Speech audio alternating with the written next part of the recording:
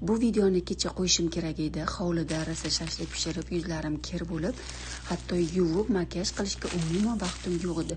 Yo'qdan bor qilib oddiy paxtada mana shunaqa meni sevimli bo'lgan mityalarni vadamda shuna botirib, mana yuzinglar artsanglar, ko'zinglar bilan ko'rishinglar mumkin. Yuzimda tonalniy krem, SPF va kir qoldiqlari bor.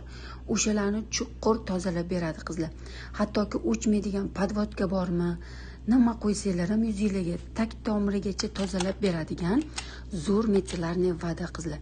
Hamma viloyatlarga dastavkalar bor. Mana 3 ta paxta ishlatgan bo'lsam, uchalasida ham oxirgacha faqat kir tagigacha tozalab beradi.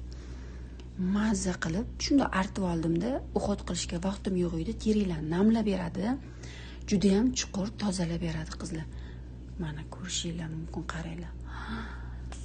Shunaqasi ham bo'ladimi? Men bunaqa mityalarni vada hech qachon topolmaganman. Ishlatib ko'rganimda bunaqa effekt ko'rmaganman. Bunga esa umuman gap yo'q.